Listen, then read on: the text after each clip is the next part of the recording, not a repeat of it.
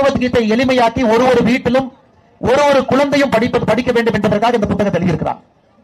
எதற்காக இந்த புத்தகத்தை நான் நீங்க சொல்றேன் அப்படின்னாங்க, பகவத்கீதையில் எத்தனையோ புத்தகங்கள் வந்திருக்கு.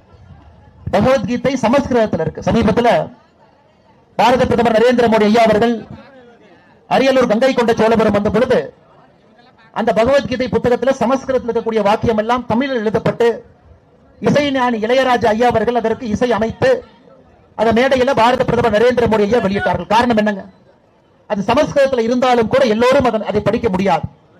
எல்லோரும் கூட பகவத்கீதையினுடைய ஆழ்ந்த அர்த்தத்தை புரிந்து கொள்ள வேண்டும் என்பதற்காக இன்னைக்கு பல புத்தகங்கள் வந்திருக்கிறது. அதுல ஒரு முக்கியமாக புத்தகம் இங்க இருக்கு. ஏன்னா ஆழ்ந்த வாழ்வியல் அறிவியலை பகவத்கீதை நமக்கு போதிக்கின்றது.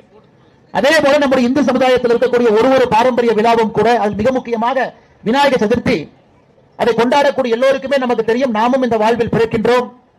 பிறந்த பிறகு சில நாட்கள் சில ஆண்டுகள் வாழ்கின்றோம். வாழும் போது மக்களுக்கு நம்மால் என்ன உதவி முடியுமோ செய்யறோம். நாமும் ஒரு நாள் எப்படி இந்த விநாயகர் பெருமானை சென்று நாம் கிடைக்கின்றோமோ அதே போல் நாம் கிடைக்கின்றோம். ஆனால் விநாயகர் பெருமானுக்கு இருக்கக்கூடிய சோல், ஜீவம் நம்ம சொல்றோம், அது எப்பொழுதும் உயிரோடு இருக்கிறது. அதே போலதான் ஒரு மனிதனுக்கு இருக்கக்கூடிய ஆத்மாவும் உயிரோடு இருக்கிறது.